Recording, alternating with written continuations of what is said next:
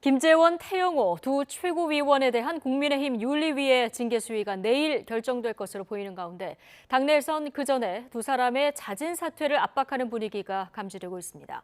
지도부 공백을 최소화해야 한다는 목소리가 적잖은 건데 아직 당사자들은 이런 요구에 선을 긋고 있습니다. 나혜인 기자입니다. 국민의힘 윤리위원회는 징계 결정을 한 차례 미루면서 김재원, 태영호 두 최고위원에게 이틀의 시간을 더 줬습니다. 사실관계를 추가로 확인할 필요가 있다는 게 표면적 이유였지만 사실상 스스로 거취를 고민할 수 있도록 했다는 분석이 많습니다. 만약 그런 어떤 정치적인 해법이 등장한다면 거기에 따른 징계 수위는 여러분이 예상하는 바와 같을 겁니다. 징계 자체는 기정사실로 굳어진 만큼 그 전에 최고위원직에서 스스로 물러나 당의 부담을 줄여주길 바라는 마음을 내비친 겁니다. 당의 공식 입장을 대변하는 핵심 인사도 굳이 이런 분위기를 숨기지는 않았습니다. 많은 분들이 그 최고위원직 사퇴를 의미하는 것으로 해석하고 있는 것을 알고 있고요. 예. 저도 아마 그런 부분이 상당 부분 녹아 있지 않나. 김재원, 태영호 두 최고위원의 자진 사퇴를 요구하는 당내 목소리가 커진 건 지도부 공백에 대한 우려와 맥이 닿아 있습니다.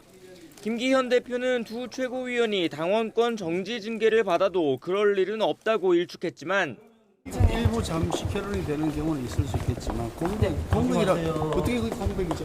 그러면 그 최고위원 그럼 부분, 다른 지도부는 다 그럼 투명 인간일까요? 지난 전당대회에서 뽑힌 최고위원 5명 가운데 2명의 일정 기간 부재는 지도부 운영 차질로 연결될 수밖에 없다는 게 대체적인 전망입니다.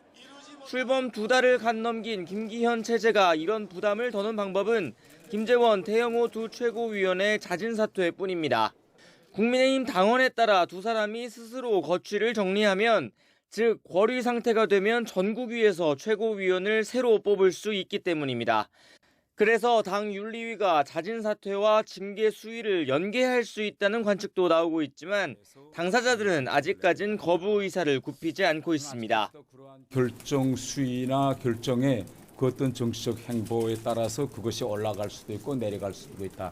이 점에 대해서는 저는 아직 잘 이해가 되질 않아요. 자진 사퇴 여부에 대한 이야기를 어느 누구한테도 들어본 적이 없습니다.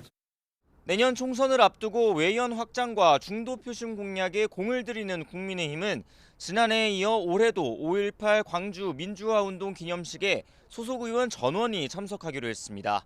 늦어도 그전에는 역사인식 문제로 물의를 일으킨 두 최고위원의 징계 국면을 수습할 가능성이 큰 만큼 내일 윤리위 전후 당사자들의 동향에 관심이 쏠리고 있습니다. YTN 나힌입니다.